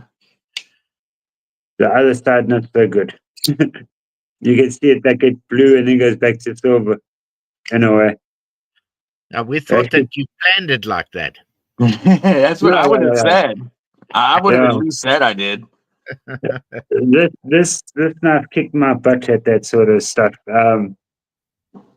It's got some coating or something on it that just didn't let me get it right. And I actually sandblasted to have another go at it. Okay. And it's actually given quite a nice texture after the sandblasting that I quite like it now. Yeah. Do you work with titanium very often, Mervin? Not often, but I do with the pocket knives. Yeah, I must say I haven't really thought of doing them with the fixed blades. Uh, but now that you mentioned, maybe I should look into kind of titanium liners or something. Yeah, or interesting thought. even a titanium option for the scale swap would sell. Would people would like Yeah, that on the EDC fixie? now you're talking. Yeah, Even cool. titanium with because titanium is quite slippery. With a Mikado inlay Inlays. Yeah, Yeah. on yeah, something like that. As you can see, my brain is stuck on that EDC fixie. I well, really like that. yeah. No, I appreciate that. I got your name down now. Yeah. No, Yeah, well, thanks. I think one of those with a set of some giraffe bone or something will be pretty sick. Yeah, yeah. What color It- would you think would go well? red, Red. red. Okay. Red. Sometimes, depending on the age of the giraffe bone, when you color them, if you don't prepare them in acetone and stuff and boil out all the oiliness, you can get a very varied coloring throughout. Now, sometimes that's That'd what be I want. really cool. Yeah, that's I kind of go. I don't know if you're familiar with. We got a brand of cows here which we call Goonies. They like the indigenous cows, and their skins are mottled 2 or 3 different colors. And the when the giraffe bone has a bit of fattiness in it, then it tends to color like that, and That's that's nice. cool. Yeah. So I've done the red in the past, and the one came out pink, the other one came out brilliant red, and yeah. So it's one of those. Gareth would be all about the pink one. Oh, okay. Yeah, things have my eyes. Yeah. I think that one would go No, straight to the wife.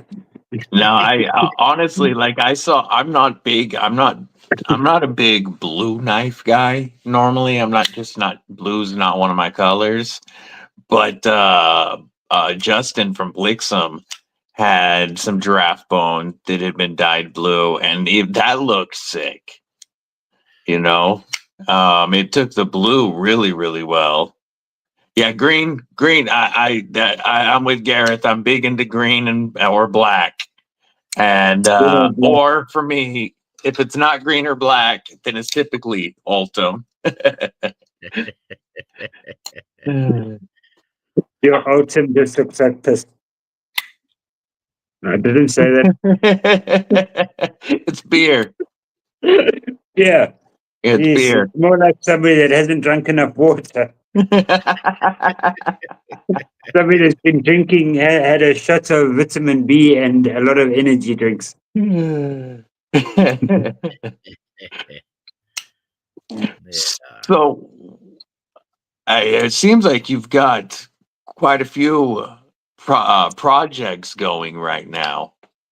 Between the EDC fixies, the folders you've got on the side, the kind of stuff that you've been kind of talking with Aldo. Yeah. What project are you most excited about right now, Mervin? I must say the EDC fixes Oh, is hey, like, me too. If you didn't yeah, notice. Hey, snap! that's like my top priority now. That's what I'm hoping to really get done as soon as possible. With the kind of time constraints I have, the pocket knives, I would love to do a lot more of them, but it does take more time. You Oh, put it. it's probably got to be triple the time. Yeah, you got to put it together, take it apart. Put it together, take it apart. There's a hell of a lot of handling that goes into that. So that normally takes back seat. But this is probably one of my projects, which I think will take a lot of my time. As soon as I finish these other orders, you see, quite a few orders lying around. Yeah, yeah. I bet after Easter Durban and Huntex, this is probably like one of your busier times of the year. Take it easy, Ken. Just Cheers, can Ken. Yeah, it is. And like I say, I love the shows, and I think there is great appreciation for the people arranging the shows. Unfortunately, I used to refer to it as the biggest knife show in Africa. Has now been canned. Oh no. Yeah, it won't take place again. It's just been announced about a week ago by the organizer, Niels van der Berg. I'm not even Yeah, going to try to say that. yeah. okay. Well, we can give it. We can give you the English Johannesburg. version from the bird. Yeah, From the Berg. Yeah. yeah. He's a great knife maker. He's a really guy that pushes the limits. And he's been organizing this show for the past 12 years. And I've been privileged to be there from close to the beginning. And it grew from like 10 tables or something in that range to an exhibition which spanned, I think it was more than 80 exhibitors the last show, end of last year. That's So, awesome. yeah, that was that is probably our biggest show. But then about a week or two ago, Niels announced that was it. He's not doing it anymore. So after 12 years, that show has now been canned. But these shows play a very important role in connecting us with the public. Like I say, I got four main reasons why I go. First of all, I need to sell knives. Secondly, I go to learn. I'm always learning new steels, new techniques, new products, and I'm always coming home with more than what I made. Um, I'm always stocking up. And then thirdly, I'm uh, learning. Apart from learning, I'm connecting with people. I just love chatting with the customers, potential customers, with the other knife makers. Um, And yeah, I would take it chatting from Francois today as well. For you guys, it must also be a lot like catching up with your old buddies that from all over the place as well. yeah, Yeah, because if like it the wasn't, club getting back together. that's correct. Yeah. So, for Francois, for instance, where I met him through knife making and met him at shows, and now we greet each other as if we're like old friends. Uh, Apart from the fact that I have high regard for what the other knife makers do, and especially people like Francois, both Francois for that matter, Yes. Francois Massain and Francois Coetzee. And it's interesting to see Francois branching out from the daggers into folding knives and stuff. So yeah, it's like a big family, and the family's growing all the time. You got new makers. There was a guy exhibiting in Durban. It was his first exhibition ever. He came up to Huntex, and he just happened to exhibit right next to me. So it's like I made a new friend. That's Uh, awesome. So yeah, his that's great. video, I think I've released his video already. That was no, not Nathan. I forgot that guy's name. I did a video with him as well, and he had such nice stuff. Yeah, there. I'll get it. I'll remember it now. Sorry. Yeah, so the shows play a very important part in what we do. Um, and selling is not always the only thing that's important. Sure. It's sharing the passion. Just this conversation, you've given me a lot of great ideas already, and I don't know if I'm going to sleep much now. Probably the workshop. So. What was it? Was it Marno? Marno. Marno English. vessels. Marno Yeah. vessels. Yeah, that's it. Yeah. I said to him, I'm an Englishman or an Englishman, and I'm trying to say an Afrikaans name. Like I really had to concentrate to try and say it. You did well. I'll put the link for his video as well up because I did do a video for him as well. Didn't realize. Yeah. Trouble I've done- Bunny, member of Kripple Krew Inc. Good Yeah. to see you, Trouble Yeah. Bunny.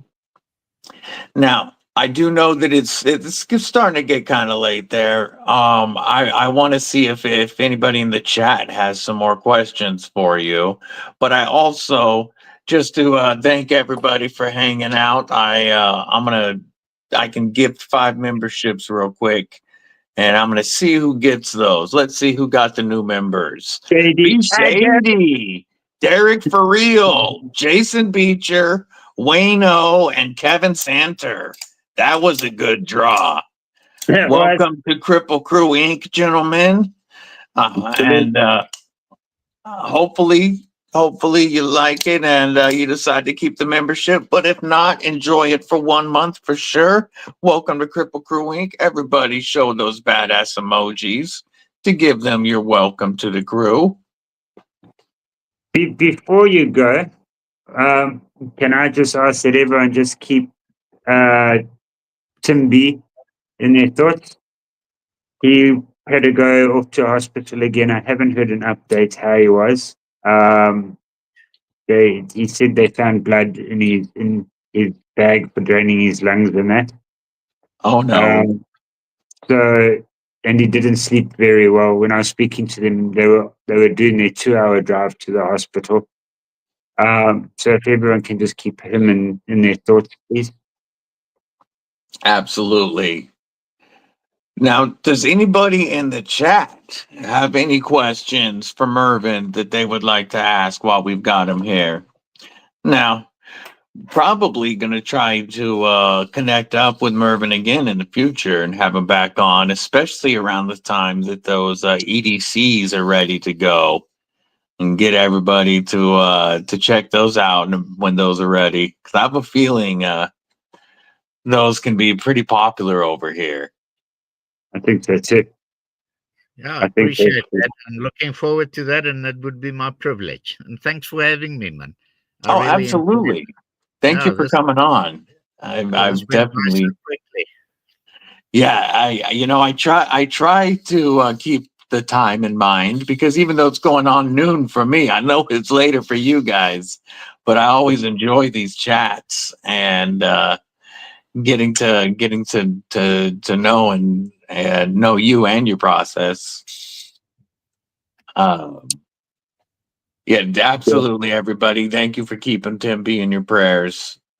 This community is very awesome. People do look out for each other here. Very much so. It's not really a community. It's more like a family.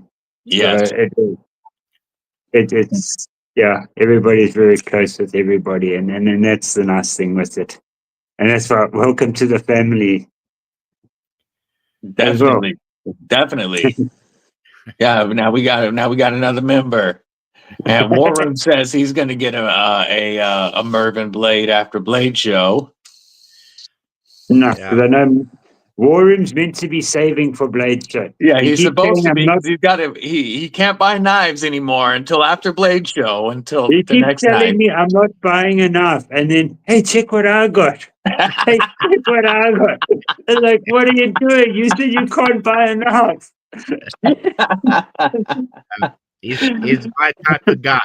It's like we said the Very other much day. so. This is definitely an addiction because if it was a hobby, any of us could stop right now and get rid of them, and none of us can stop or get rid of them. I know how to stop him spending more money on knives. Warren, go look at Francois Coetzee. Just buy one.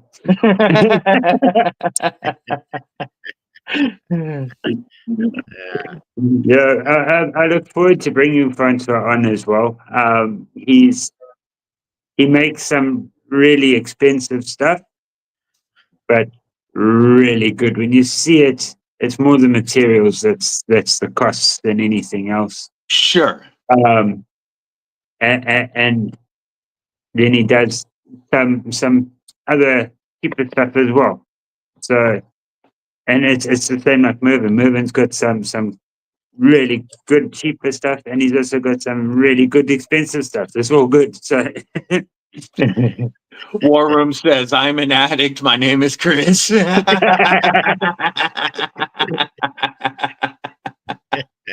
Hi, Chris. hi, Chris. My name's Gareth. Oh, it's been 27 hours since my last knife purchase. I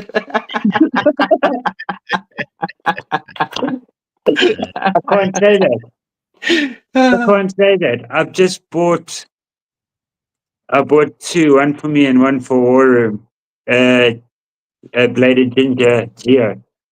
I can't say that. So technically, he didn't buy a knife, but he's getting another knife. Yeah, the Geo is a good knife. Oh, I love that knife. I really do. It looks interesting. You as well, William. Have a great day. And Bladed Ginger's Cardington is available now as well. I don't have mine to show because mine is sent out at the moment. But mine will be back shortly. But I do have his Geo here. Cool. And this is the one that Gareth just picked up. Cool. Yeah, that's a great little knife. It's beautiful. It is. It's definitely got not beef jerky, but it's definitely Biltong got Biltong defense. yes. Stay away from my biltong. Biltong. Yeah, I call them beef jerky defenders, and Gareth keeps telling me I need to be on that Biltong train. Yeah. We need to. Maybe I should get. I wonder. Oh, we can't get it to you. That's the problem. I'll send you a recipe on how to make it, and then when you make it and you eat that, you're gonna have your own biltong shop over there, and you go to buy more knives. But biltong and knives go together. You need a knife to cut your biltong. Yeah, true. Daddist Outlaw. This is the bladed ginger Beyond EDC Geo. Here, I'll pull it up real quick. And I'll drop a link to it. And with code Gingerly, it's 30% off, and it drops down to $40-something. It's VG10 steel with G10. You can get it in black or tan or green or tan. I've got the link. Let me share this, and I'll share the code. I don't have a Beyond EDC code yet, but you can use Bladed Ginger's code and get 30% off of this thing. And Warren knows how to tease. Telling my mom that the coffee pot is on. When I'm dying for a cup of coffee, so he's not only going to see my mom before I ever get to see her face to face, but now he's the bloody coffee pot's on. There you go, Daddist. I dropped that link for you for the Beyond EDC Geo. Our boy, Bladed Ginger. This was his first knife. The Cardington is his second knife that just dropped. But very minor hawkbill blade. It looks like a Warncliffe, but it has the slightest bit of curve, getting that tip really down. And very, very pokey. And also with the geometry on this front flipper, I don't think anybody can fail this front flipper, even Gareth.